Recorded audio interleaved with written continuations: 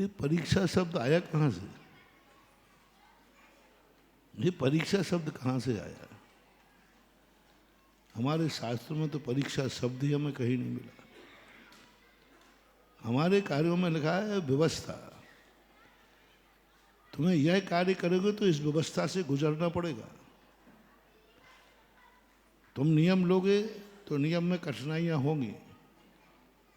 परीक्षा शब्द नहीं तो हमें डरा दिया। हम ये क्यों नहीं मानते हैं कि पहाड़ पर चढ़ना है तो हमें पसीना आएगा, तो पसीना को हम परीक्षा क्यों कह रहे हैं? व्यवस्था कहो ना कि चढ़ेंगे तो पसीना आएगा, चलेंगे तो थकान होगी। परीक्षा शब्द जो है सैद्धांतिक नहीं है, धार्मिक नहीं है। किसी भी धर्म की किसी भी क्रिया में कोई परीक्षा का प्रावधान नहीं है। उपसर्ग परीक्षा होते हैं, परीक्षा नहीं है। परीक्षा लोक व्यवहार का शब्द है। परीक्षा जो है लौकिक रूप में परीक्षाएं होती हैं। हम पढ़ाई करते हैं परीक्षा के लिए नहीं, लेकिन तुम पढ़ते हो परीक्षा के लिए। परीक्षा देने के बाद वो किताब कहाँ गई? मैंने एक व्यक्ति से, इंजीनियर से पूछा, देखो तुम्हारे ज्ञान में हमारे ज्ञान में क्या अंतर है?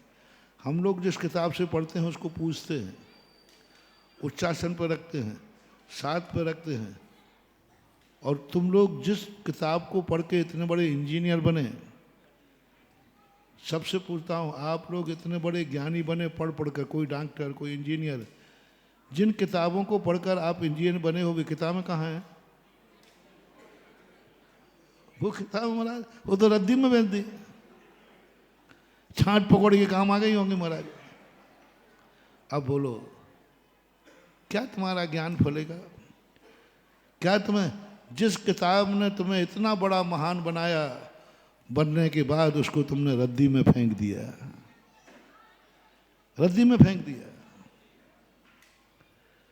और उसकी कोई कीमत नहीं, सब फेंक देते हैं। और हम लोग जिस जिनवानी को पढ़ते हैं उसको जिंदगी भर पूछते हैं उच्चासन पर रख करके। इसलिए हमारे धर्म शास्त्रों में कोई परीक्षा नहीं है। हम परीक्षा के लिए पढ़ते भी नहीं हैं। हम तो उपसर्ग और परिचय आते हैं, ये भी हमारी व्यवस्था है, ये भी निर्जा के कारण है। इनमें भी अंक मिलते हैं।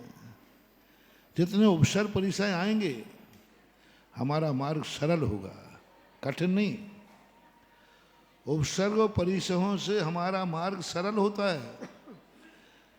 जो बहुत बहुत उपवासों के बाद, देखना हजारों उपवास करने के बाद जो कर्मों की निर्जरा होती है, किसी ने यदि गाली दे दी और हमें गुस्सा नहीं आया तो वो कर्म की निर्जरा उतनी एक गाली सुनने में हो जाती है।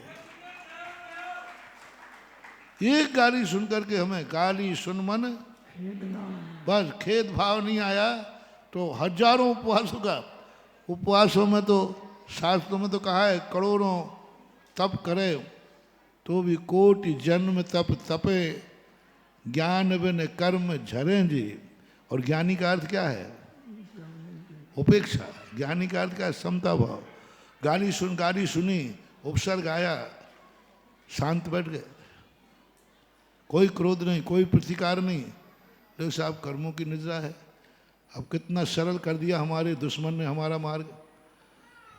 अब वो हमें कितने उपवास करना पड़ते, भूखे मरना पड़ता, प्यासे रहना पड़ता, तब वो कर्मों की निद्रा होती। और सामने वाले दुश्मन ने एक गाली दे दी, उतने में हमारे उतने कर्मों की निद्रा करी। तो बोलो दुश्मन ने हमें कठिनाई बढ़ाई है या हमारा मार्ग सरल किया है? सरल किया है।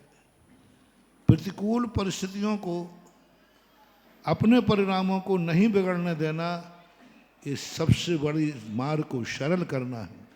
यही साधु चिंतन करके, सोच करके प्रतिकूल परिस्थितियों को परीक्षा नहीं मानता। वो कहता है यही परेशानियां हमारे मार्ग को सरल कर रही हैं, ये व्यवस्था है।